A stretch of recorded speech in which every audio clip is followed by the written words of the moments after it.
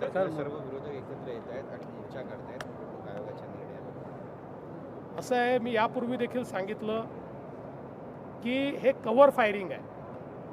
त्यांना हे माहिती आहे की या निवडणुकांमध्ये त्यांचा पराभव होणार आहे आणि म्हणून कव्हर फायरिंग म्हणून आधीच अशा प्रकारचं वातावरण ते तयार करतायत की बाबा बघा आम्ही हारलो, याचं कारण हे आहे, आम्ही तर तेव्हाच म्हणालो होतो.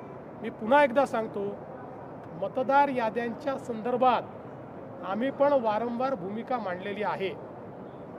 डुप्लिकेट नावांच्या संदर्भातही आम्ही भूमिका मांडलेली आहे.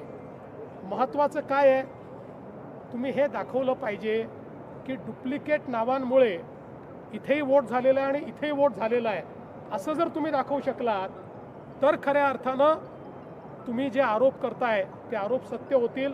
असं ते कुठेही दाखवू शकत नाही. दुसरं सगळ्यात महत्त्वाचं काय आहे तर तुम्हाला ज्या ज्या वेळी संधी मिळते मतदार यादीवर आक्षेप घेण्याची, तिथे कुठेही आक्षेप तुम्ही घेत नाही. ते आक्षेप घेतल्याशिवाय मतदार यादीतली नावं कमी अधिक होऊ शकत नाही. तिथे आक्षेप घ्यायचे नाही, फक्त मीडियासमोर येऊन बोलायचं.